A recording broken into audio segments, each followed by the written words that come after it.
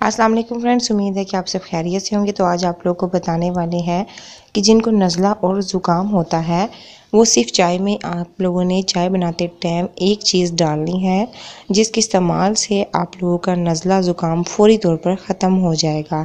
ये बहुत ही आसान सी टिप्स है। टिप्स जानने से पहले अगर आप लोग चैनल पर न्यू हैं तो चैनल को लाज़मी आप लोग सब्सक्राइब कर दीजिएगा। तो जब आप लोगों ने चाय बनानी है तो पानी लेना है और उसमें चीनी पत्ती और दूध डाल देना है। उसके बाद आप लोगों ने एक चुटकी खसखस की ले लेनी है और उस चुटकी को आप लोगों ने चाय के अंदर डाल के अच्छे तरीके से चाय को पकाना है। चाय पकाने के बाद आप उसे छान कर पी लें तो इसके इस्तेमाल से आप लोगों का जो नज़ला ज़ुकाम है वो फ़ौरी तौर पर ख़त्म हो जाएगा। अगर आप लोगों पर ये असर ना करे तो आप लोग 2-3 दफ़ा इसी तरह पिएंगे, इंशाल्लाह ताला आपका नज़ला ज़ुकाम मुकम्मल तौर पर ख़त्म हो जाएगा।